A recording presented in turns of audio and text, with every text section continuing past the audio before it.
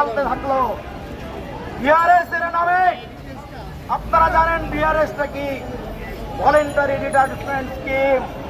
আমার যদি ইচ্ছা হয়, আমার যদি অপরচুনিটি থাকে, অন্য জায়গায় আমি স্বেচ্ছায় অবসর নিব। তারা বিআরএস এর নাম করে কর্তব্যরত অবস্থায় মাঠ থেকে কর্মী ধরে নিয়ে এসে জোরপূর্বক ডিজাইন করিয়েছে। শুধু এই নয়, দুটা ফাইল রেডি। একটা ফাইলে যদি সিগনেচার করেন তাহলে আপনার প্রভিডেন্ট ফান্ড অর্থাৎ পিএফ পাবেন। আর যদি সাইন না করেন তাহলে শূন্য হাতে আপনাকে ফিরে যেতে হবে। You have no option. আপনারা জানেন, পুরো প্রতিষ্ঠান যদি লসে থাকে সেখানে কর্মচ্যুতি বিচ্যুতির একটা নিয়ম থাকে, অন্তত 3 মাস আগে তাকে জানাতে হবে। এই ফ্যাসিস্ট ম্যানেজমেন্ট বাংলাদেশের আইনকে বৃদ্ধাঙ্গুলি দেখিয়ে গত 12 বছরে 3,360 জন একনিষ্ঠ কর্মঠ উচ্চ শিক্ষিত ভাইদের রাতের আধারে বিদায় করে দিয়েছে।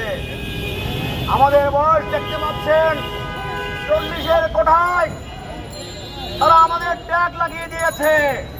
40-এ নাকি মানুষ বৃদ্ধ হয়ে যায়। আপনারাই বলুন সাংবাদিক ভাইরা, আপনারা জাতির বিবেক, 40-এ কি একটা মানুষ বৃদ্ধ হয়ে যায়? 40-এ একটা মানুষ হয়ে যায় প্রোডাক্টিভ, ম্যাচিউর, সে আরো কর্মক্ষম হয়ে ওঠে। কিন্তু তারা বলে 40 পার হয়েছে মানে আপনি বুড়া এবং লোলা হয়ে গেছেন। আমরা এখানে যারা দাঁড়িয়ে আছি, আমরা সর্বোচ্চ বিদ্যাপীঠ থেকে সর্বোচ্চ ডিগ্রিধারী অর্জনকারী। আমরা এখানে অনেক সরকারি কর্মকর্তা ছিলাম। এখানে একটা সুন্দর কর্মপরিবেশ পাওয়াই আশায়, সচ্ছল জীবনযাপনের আশায় এখানে জয়েন করেছিলাম। বিনিময়ে আমাদের তারা কি দিল? এই প্রতিষ্ঠানকে আমরা কোথায় নিয়ে গেলাম, আর আমরা তাদেরকে কি দিল? আমাদের রাজপথে দাঁড় করিয়ে দিল। আমরা যখন শান্তিপূর্ণ আলোচনা চাচ্ছিলাম সমাধানের জন্য, আর কি করলো? গতকাল তারা আমাদের বিরুদ্ধে পুলিশে নিয়ে দিল। আলোচনার নামে আমরা 5 জন প্রতিনিধি ভাইকে পাঠালাম ম্যানেজমেন্টের সাথে আলোচনার জন্য। আমাদের 3টা দাবি তুলে ধরলাম। তারা 5টা ভাইকে ভিতরে ডেকে নিয়ে তাদেরকে মানসিকভাবে শারীরিকভাবে টর্চার করলো, অকথ্য ভাষায় গালিগালাজ করলো এবং ভয়ভীতি প্রদর্শন করলো। এটা খুবই দুঃখজনক, লজ্জাজনক। 2024 সাল আমাদের শহীদ আবু সাইদ ভাই বুকে গুলি খেয়ে দাঁড়িয়েছিল, অন্যায়ের বিরুদ্ধে শিশুয়ে পড়েনি, দ্বিতীয়বার গুলি খাওয়ার জন্য প্রস্তুত ছিল।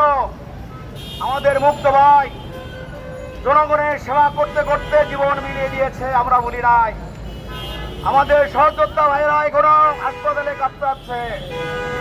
তারা দেশকে ভালোবাসে, আমরা দেশকে ভালোবাসি। আপনারা জানেন এই কোম্পানি হাজার হাজার কোটি টাকা প্রফিট করে। আপনারা বলেন তারা দেশের জন্য কি করেছে? একটা উচ্চ শিক্ষা প্রতিষ্ঠান তৈরি করেছে যেখানে আপনারা আমার সন্তানরা লেখাপড়া করবে। তারা একটা হাসপাতাল তৈরি করেছে যেখানে আমাদের দরিদ্র অসহায় মানুষ সেবা পাবে। তারা বৃদ্ধাশ্রম তৈরি করেছে। তারা কোনো অসহায় মানুষদের জন্য এমন কিছু করেছে আপনারা জানাতে পারবেন না। তারা যেটা করেছে, কোম্পানিটিকে আধুনিক ইস্ট ইন্ডিয়া কোম্পানিতে পরিণত করেছে। তারা আমাদের সর্বস্ব লুটিয়ে নিয়েছে। তারা যেটা চায়, আধুনিক রক্ত শোষণ করতে চায়। তার মানে আমাদের ফ্রেশ ব্লাড তাদের দরকার। তাদের ভাঙপারে তারা রূপান্তরিত হয়েছে। যাদের কাছে আপনাদের কাছে বিচার রেখে আমি আমার বক্তব্য শেষ করছি। আপনাদের সবাইকে সংগ্রামী